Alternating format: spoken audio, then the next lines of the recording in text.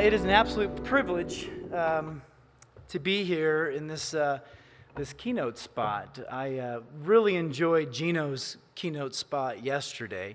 I feel like he sort of raised the bar. There was an embarrassing thing that happened when he showed up to rehearsal. He and I had the exact same spiky haircut, and we're like, this isn't going to work. One of us has to do something. So we rock, papered, scissored, and Gino won, and so I come to you today with this shaved head.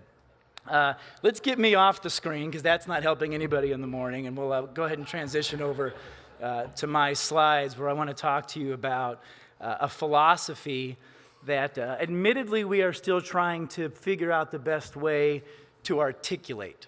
The principles of this philosophy, I think, are very sound.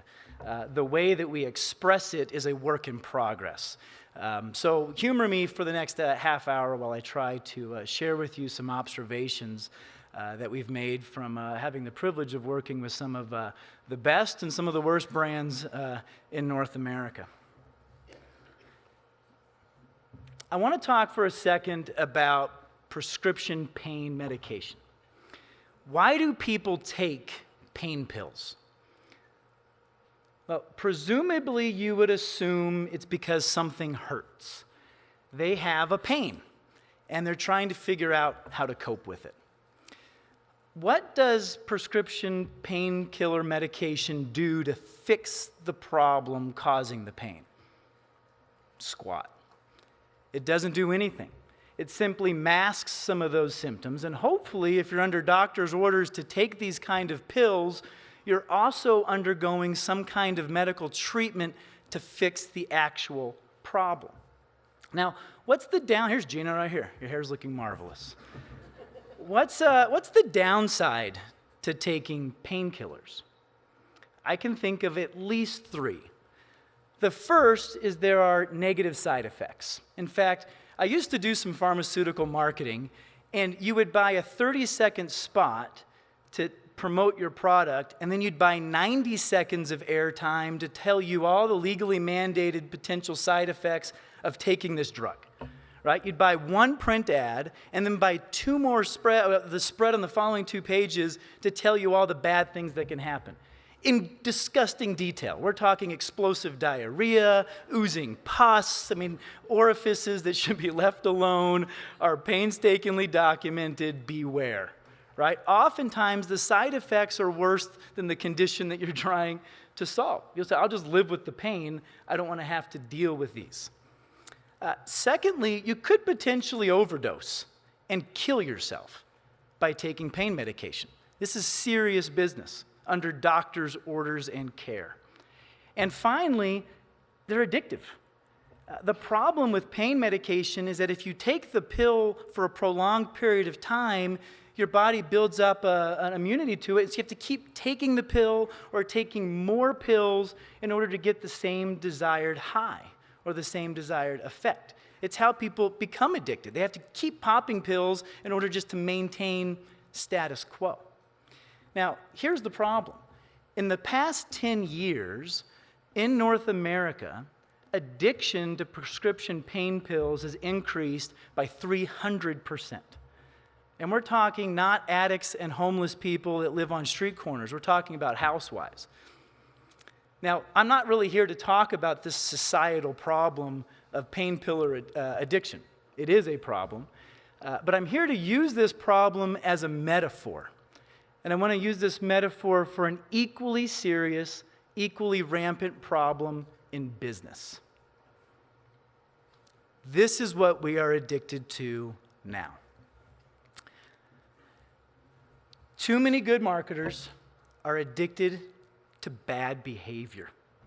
We have this over-reliance on markdowns and all of the accompanying mass media that is required to promote our promotions. If you are continuously discounting your offerings or screaming to the largest possible audience that you can possibly find to try to convince somebody to care about you enough to shop, then your business is not healthy.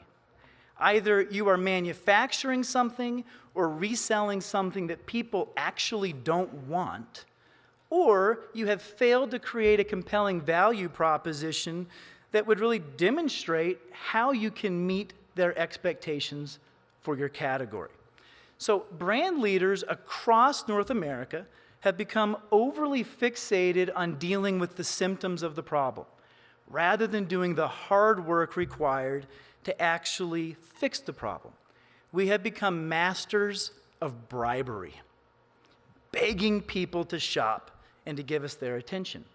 And this proliferation of advertising has now caused many businesses to overdose on these stimulants. I was shocked when I read this report from Deloitte. The life expectancy of a Fortune 500 brand less than a half century ago was average of 75 years.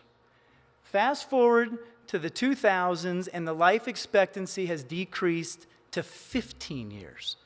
That is a staggering statistic. We just saw 300 and something airlines that would be contributing to this statistic, right?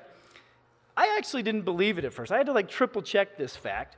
And when you start to think about Target leaving Canada and taking a $5 billion haircut and walking out with its tail between its legs, you realize, is any business actually too big to fail?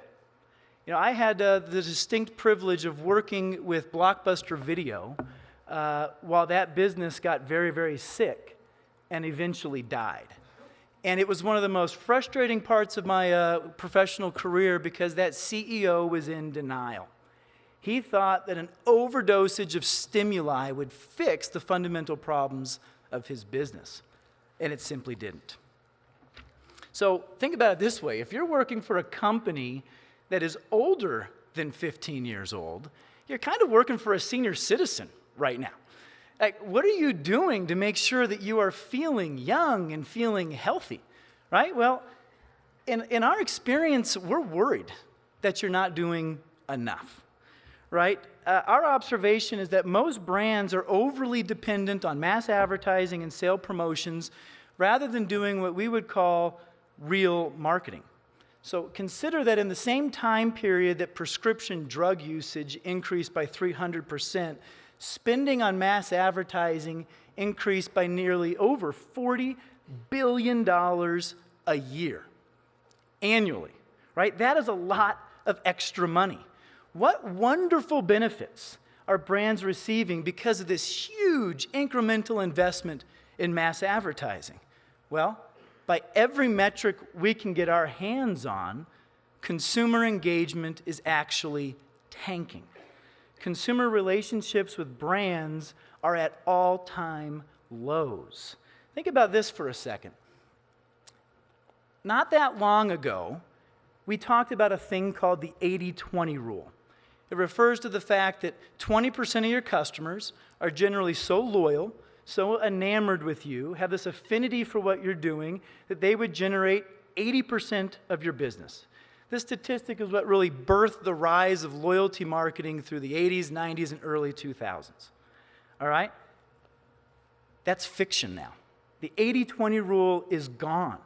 It is now the 40-60 rule, which basically means you have to have twice as many good customers to generate 20% less sales than what that group used to generate even a decade ago.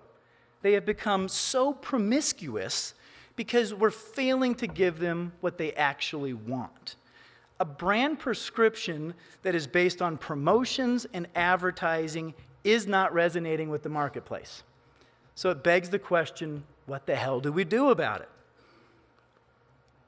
Does anybody have April 6th, 2004 in their consciousness as a day that their life changed forever? On April 6th, 2014, just this past spring, I would have expected CMOs throughout North America to call an emergency meeting and to gather all their staff together and say, damn guys, now what? Because this was a day that Ad Age, and remember, Ad Age is a publication that exists to support advertising. It is a flag bearer for the advertising industry and the perpetuation of marketing communications. Ad Age had an article which led with, here's a message to CMOs: consumers don't trust your ads. Catchy headline. Read on. Even the most advanced campaigns don't deliver competitive advantage anymore. If Ad Age, of all people, can admit that advertising is broken, why are we still over-investing in it? One reason, in my experience, is that people argue, well, my brand's the exception. I know that our campaigns work because I've seen the data. I've seen the sales spikes. I'm not disputing that. Consumers love sales. Free is still the most powerful word in advertising. But I do have 3 problems with this logic.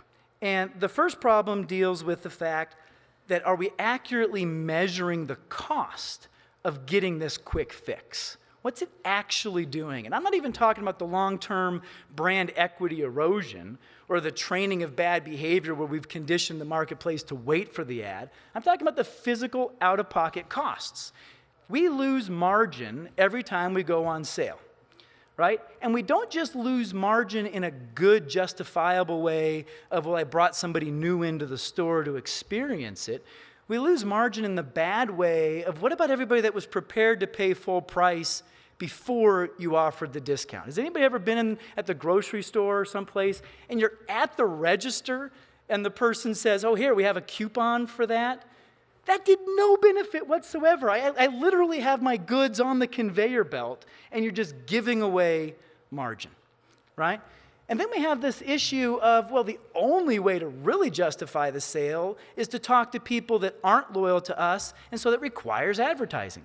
And advertising is one of the few commodities that has gotten more expensive despite delivering less. So there's fewer eyeballs, fewer reach that any media is presenting to us, and yet they're charging more and more for it. That just doesn't make sense in any rational world. And then you have these egregious agency fees, myself included, because we have to come in here and produce all this great creative. And there's some agencies still clinging to this ridiculous idea of media commissions. It's the same thing. Has anybody ever sold like a $400,000 house, and then they sold a $800,000 house, and you're like, why is the real estate agent getting a flat rate commission on this? You didn't do any more for my more expensive house. It's broken. It doesn't make any sense why we continue to pay 10, 12, 15% media commissions in this model. And then what really never gets counted is all the internal head count. Has anybody ever worked with a big retailer that has an entire department dedicated to the production of flyers? What do those salaries cost? What about the amount of meetings and time and merchants that have to sit around and ideate? What about the people that have to reprogram the point of sale to account for the markdown, or the analysts that have to measure it? We just think of, well, that's just the cost of doing business. It's not. Those people's jobs exist because your business has decided that's how we're going to compete. If you decide to compete differently, you can redeploy all that remarkable talent. I'm not suggesting lay them off.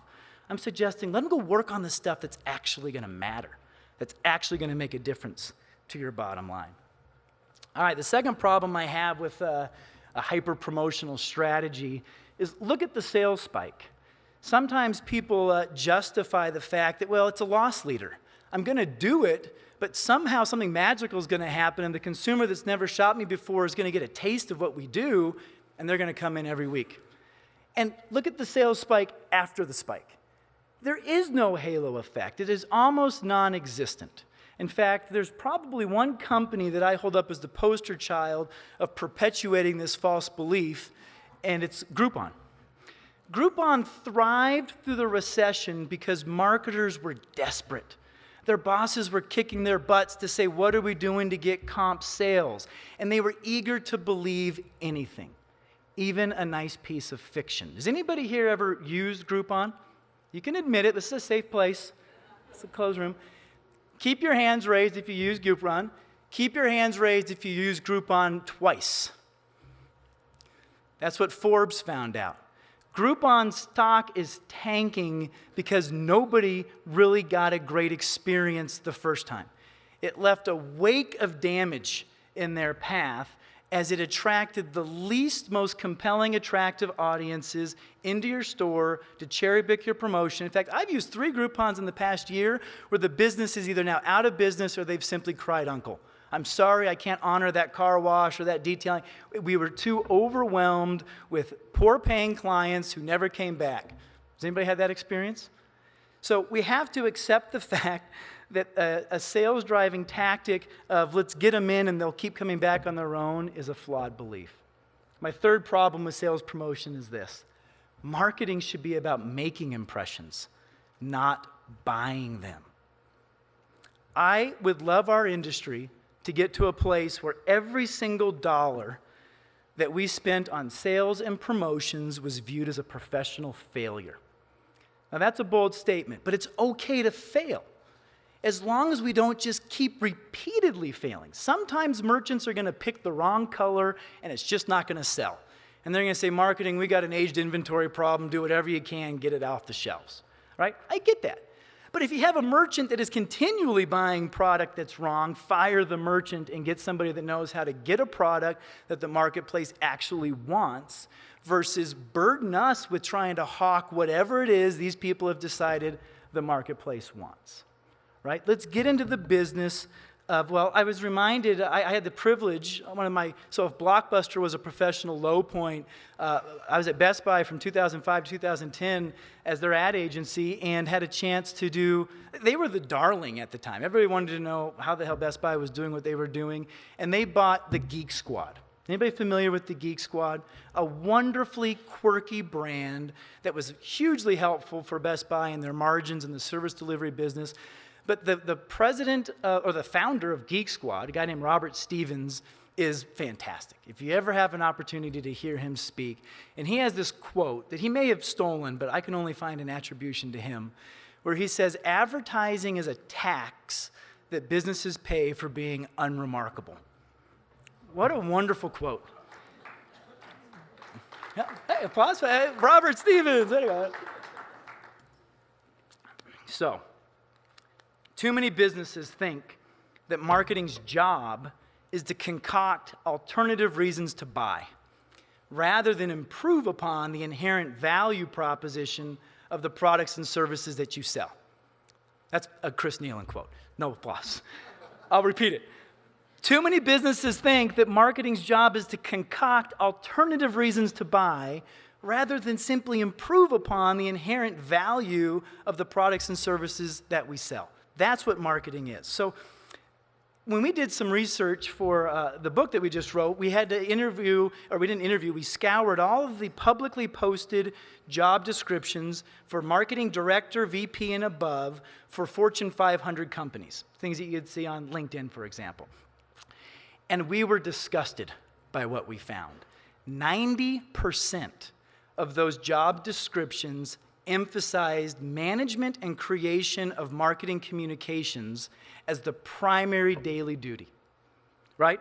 They did not talk about help us improve products, brand positioning, service offerings, culture, or customer relationships. That needs to change.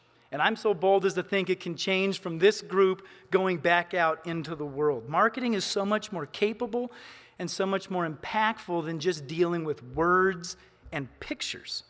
And the good thing is that this gets to be a zero-sum game. I'm not talking about go ask for more money.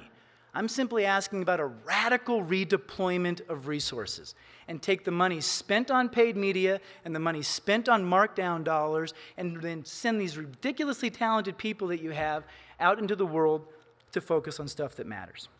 What are we doing on time?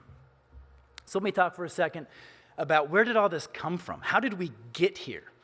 And I call it an unholy fixation on advertising and sales promotions. And I'm going to give us a little history lesson. I want us to think about the paradigms that govern this craft, this industry. And by paradigm, I'm really referring to the fundamental beliefs that govern all of our decisions. So for context, I present what is arguably the biggest false paradigm ever perpetuated. And it is when people believe that the earth was flat. All right?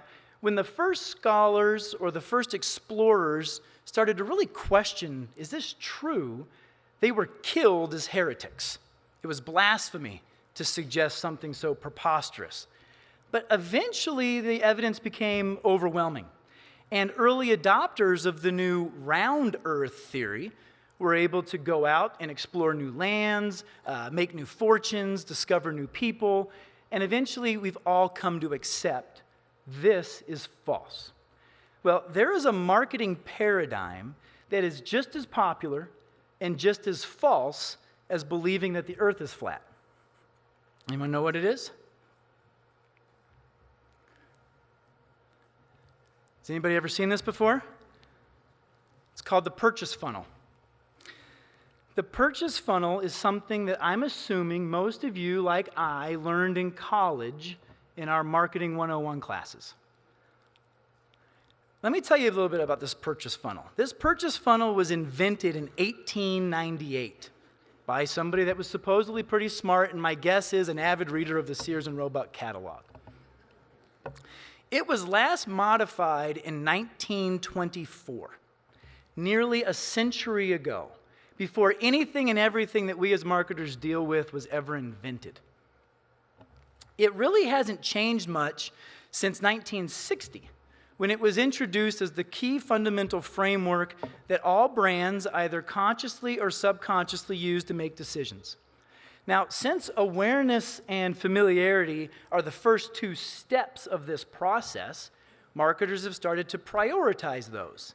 And then worse, given the surface area of the funnel, given the fact that the mass of awareness and familiarity represent over 50% of that tapered funnel, marketers start to spend more than 50% of their budgets, of their headcount, of their agency partners to go and try to generate those things.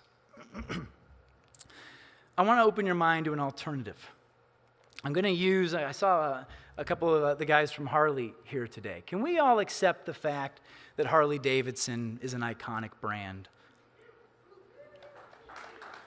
Anytime, the rule of thumb is anytime you get somebody to tattoo you onto their body, you're doing something right?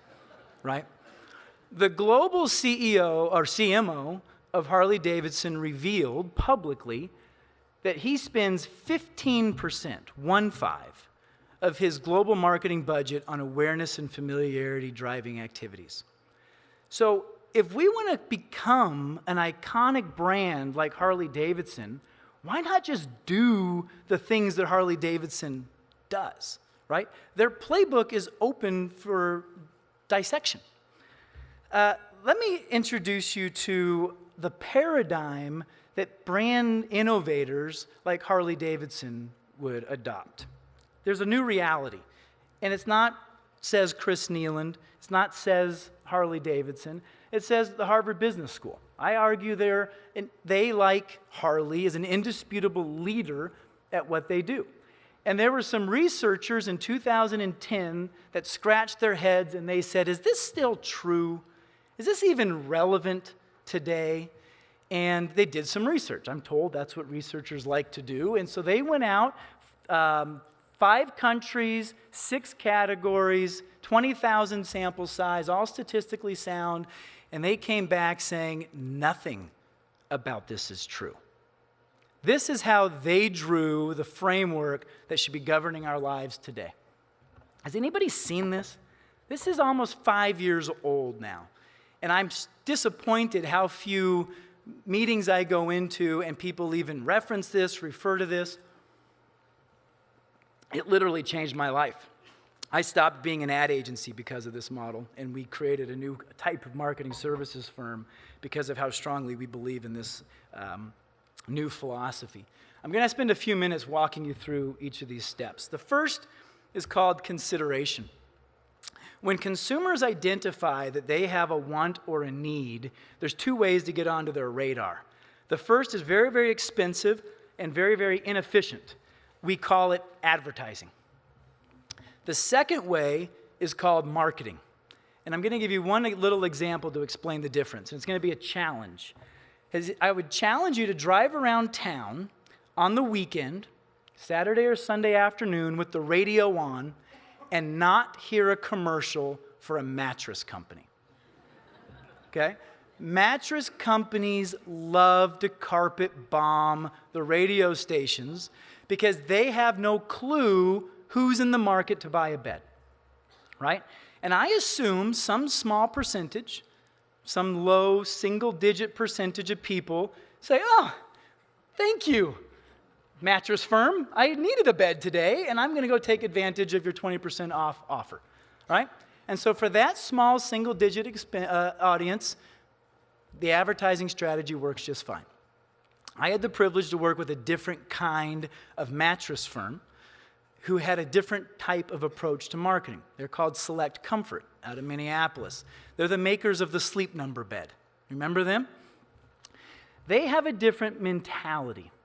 So rather than participate in this advertising arms race of how many times can I get my commercial on the air or be more clever, more funny, more compelling than the other guy, they decided to exploit purchase triggers. Now, this is one of the things I love about America, that Canadians have a hypersensitivity to a thing called privacy, and they don't let their data out as much, versus America, you can basically buy anything. So Select Comfort started buying data, and they know who's getting married, who's getting divorced, who's graduating high school, who's graduating college, who's pregnant, who has back pain. And this data comes into their black box analytics machine, and then they start to version out highly customized, tailored direct marketing materials based on need and immediacy. And if they can't buy that data, they collect it. They set up demonstration stores. So when you go to the mall, it's a tiny square footage. They don't have 50 mattresses on the showroom floor the way most mattress companies do. It might be 1,500 square feet. The goal is not to sell you a mattress in that store. The goal is to give you a sleep diagnostic. So they want to lay you down. They want to map using some technology how your spine is hitting the mattress and whatnot, and convince you why you're having such a poor night's sleep. And all it costs you is a name, a phone number, an email, maybe your address, so that they then can send you targeted communications, as opposed to participate in the mass communication mayhem of their competitors. Select Comfort grew from $600 million to $900 million while spending less revenue on a cost per acquisition basis than any of their mattress competitors. There's something interesting about rethinking how to get into the consideration set. The second phase is called evaluation. And this is fascinating because the purchase funnel was a funnel. It tapered. It made us think that you start with lots of brands, and then each step you get fewer and fewer until you make a choice. It's just not true. In fact, Harvard said you actually add brands. Sometimes you actually double the number of brands in your initial consideration set as you begin doing your homework. And the homework is usually online research or talking to friends and family. Right? So I'm looking to buy a car, I'm going to a Ford, a Toyota, or I can't think of a Honda, and by doing some research and talk, I didn't even think about the Nissan, and really? Mercedes has a price point that I can hit? You start adding brands. So it's this wonderful second chance. So every brand that didn't want to pay to compete in the consideration phase should just start investing in the evaluation phase so that you're there once consumers are proactively seeking. No brand does that better, in my opinion, than Zappos. Zappos spends next to nothing at the beginning of the process. They spend all of their time really focusing on 4 areas. They have prioritized customer service, and that's been well documented, their WOW customer service policies. They actually reward people for how long they keep people on the phone, as opposed to most operational models where it's about churn. How many calls per minute can you take? So they took that whole model and put it on its ear. Attractive shipping policies. So they were the innovators of the free return shipping. Bring it back on me. They spent a lot of time on website optimization. So their website gets all the great organic search as opposed to paid keywords. And then just tremendous amounts of content marketing. I challenge you to go to Zappos and not buy. They just make it so damn easy and so fun with the videos and the contests and the upselling and the cross-selling and the trending and all this stuff. They overwhelm you with information. It's the reason why Amazon paid them a check for $1 billion. Zappos, come teach us this. You're spending next to nothing on advertising, and yet you're irresistible for people who want to shop. If you learned anything yesterday, I hope that you learned content marketing, content marketing, content marketing. Not enough marketers are good at it. We're spending all of our time and all of our creative juices on our advertising that we're not having any money or people left over to do what's really mattering, which really matters with content marketing. All right, the third phase is purchase. You know, the old funnel completely misrepresented the fact that today anywhere from 30 to 50% of decisions are actually now made at the point of sale. So now brands have a third choice to make a first impression. You didn't get into the consideration set, you've been dabbled in the evaluation set, but I still can't make up my mind. You know what, I'm just gonna go to the dealership, I'm gonna go to the store, I'm gonna go to the website and see if something trips my trigger. Right? This is game changing for brands that want to focus more on conversion than on awareness, right? Unfortunately, we know far too many CMOs that when we talk about the frontline staff or we talk about the customer service agents, they say, oh, that's operations or that's HR's job. It's not. That's marketing's job. And if you don't have responsibility for those people, you need to go make a business case to the CEO to get it. That is your brand. That's the moment that matters up to maybe 50% of the time. Right? So how many CEOs or CMOs give the lowly web analyst any meaningful part of their day to talk about how to improve their website conversion? Not many. In my experience, these web analysts are begging for somebody to listen to what they have to say because they're just got this amazing data and no audience of anybody that gives a damn. Right? Or how many CMOs or CEOs walk the store and talk about the visual merchandising and the point of sale or read the packaging? Because that's what your customers are doing. And the packaging on the back of that box is more impactful than the print ad that you paid $100,000 to go out to who knows how many millions of people. My point is this, marketing's job is to own the entire customer experience. I get it, Super Bowl spots are sexy. I refer to a lot of content marketing as the fanny pack of marketing. It's not sexy, right? But it's so damn functional. It's so efficient at what it can do for your brand. One example, you know, Hyundai in 2009, they retained the services of Brand Keys, who's in the audience here someplace, one of our collective members. And so what are we going to do about this recession, right? All of our competitors are shouting employee pricing and rebates and free financing. They dialed up the volume real high on the advertising to say, please buy a car. And Brand Keys said, guys, the problem is not awareness, and the problem with Hyundai is not price perception. You're already a well-priced car. The problem in the marketplace is assurance. Consumers are afraid that if they buy a car, they're going to lose their job and not be able to make the car payment. So marketers stopped advertising and started marketing. And they created the Hyundai Assurance Program. They were the first ones to do that. They had a 6-month head start before every other automaker did it. But in 2009, the automotive industry was down 37%. Believe me, the recession was real. Hyundai was up 14%. They did marketing. The final step of the purchase funnel didn't even exist in the original one. The original one ended with purchase. Harvard says no. What if you did something as blunt as took 25% of your marketing resources and devoted them just to post-purchase? When you see the statistics, there's a compelling reason why. 86% of people say that it is important to have a positive brand experience after I made the sale. After I owned it.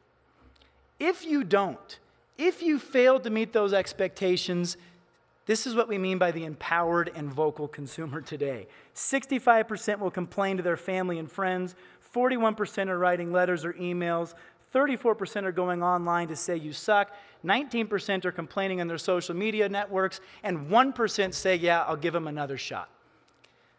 This is the result of a hyper-commoditized marketplace. No one needs you. There are multiple satisfactory alternatives at their disposal. We cannot be marketers of mediocrity. We need to be spending our time making our propositions better. I'm going to get off my soapbox for a second and just share one little metaphor that has nothing to do with being addicted to drugs. I had a chance to check an item off my bucket list this past spring and go to Africa and take my kids on a safari. And while we were there, the boys were fascinated with the wildlife, the lions and the cheetahs and the giraffes. And I was enamored with these ants. I flew halfway around the world, and I'm staring at these ants, and I'm talking to the guide about it. And there's a phenomenon in nature called a death spiral. Has anybody heard of this? I didn't know anything about it until this time last year. A line of foraging ants, and it can be a big line. We're talking a mile long, 6 feet wide of ants are tracking through the savannah. And then something happens. A tree might fall. Frequently, in our case, a herd of elephants cross the path. And some lowly ant that was doing nothing but minding his own business, all of a sudden, the trail's broken. And he's now the leader. WTF, what do I do? Where do I go? Right?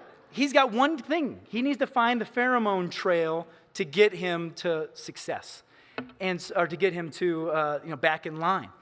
And what happens is he starts to veer so far off course, looking for the leader, that he ends up finding the back of the line that he's actually leading.